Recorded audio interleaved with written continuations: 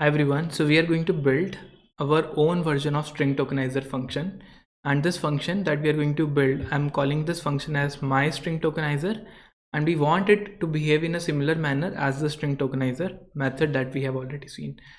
So what we will do, we will right, so when you make the first call to this function in line number 19, we said there is a static variable inside this function which stores the entire state of the initial string, how much string we have read and how much is yet to be read, right? So let's see how this will be done, right? So I'm going to make a static variable, and in the beginning I'm just saying it's going to be null, and this value str, either it will be a string, okay, in the first call it will be a string, otherwise it will be null, right? So what I will do in the first call, I can check if str is not null, right? Then I can say my input will point to whatever string I get as an input, right? So maybe today is a rainy day, today is a rainy day. So we will say this input is going to point to this beginning of this particular string. So I can say if str is not null, then I can say input is just going to point to str, okay? In all other calls, we will update input internally. So basically, suppose you have lot of words, right? Today is a rainy day. So this input will point to starting of this word. When this word is finished, this input will point to this. When this is finished, it will point to a, and finally it will point to rain, something like this. Okay. So these three states we are going to update internally, and this state we are going to update with the help of this parameter, like we have done here, right? So this is what the whole idea is. So what we will do is start reading from left to right, and we will make a token array. We will create a new dynamic array. Okay, why dynamic array? Because we want to return this array. Okay, and if you create a static array and it is a local variable, it will get destroyed. So you can return dynamic arrays, you cannot return statically created arrays. That is another important concept used inside this function. So let us create a dynamic array and put the first token inside the dynamic array.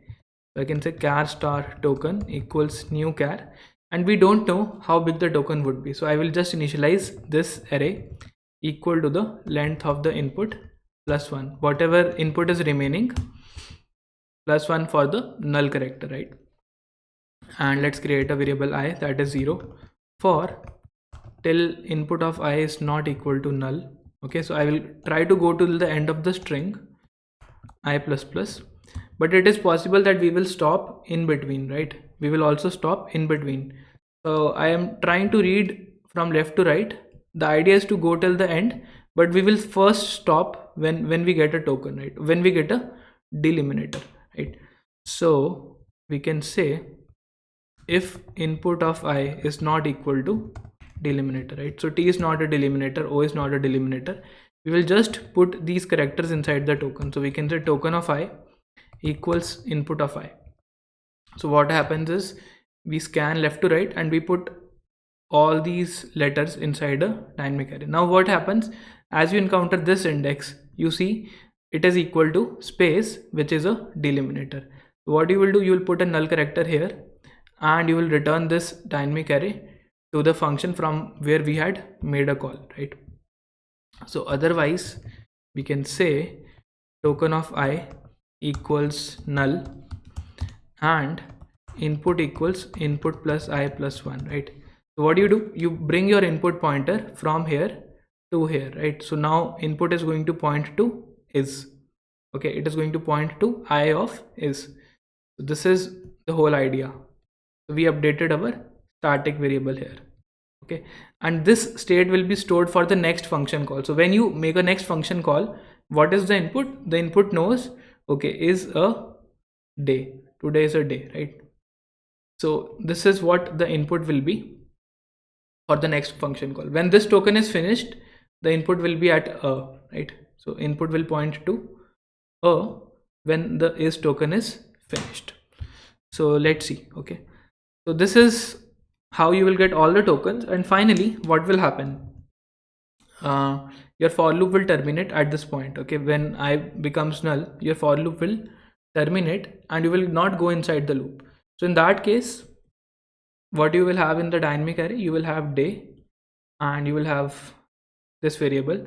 So here what you need to do, you manually need to put a null character as well, right? You need to terminate the last token as well, right? So in that case, you will be out of the loop. You will say, okay, token of I equals null, and also reset the input as null. Okay, reset the input as null. So once you have extracted all the tokens, you say, okay, input is going to point to null. This is another thing you need to do. So input is now null, right? And you also return the token. So one more thing will happen is, once you have finished sending all the tokens, you make another call to check whether is there anything left or not, right? So you can see while token is not null. So we have not covered the case when we are returning a null token. So that will be the case when we made a function call, and in that call we observed that our input is null, right? Our input is null. So we say if input is null, right? We made a function call and we check if input is null, we can say return null, right?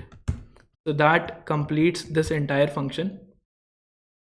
I will just erase this and I will just try to run the code. One thing I just missed, I missed making this variable as a static variable. Okay, so this should be a static variable. Let's build the code and try to run it.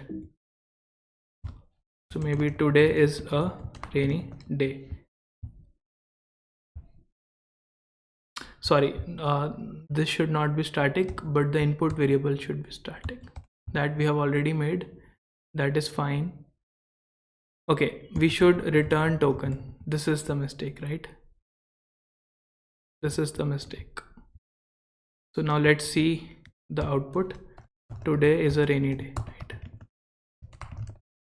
Yeah, so we are able to get all the tokens, which means our code is working perfectly fine. And this input variable should be a static variable, and this token array should be a dynamic array, and we should return the token as we get one, right?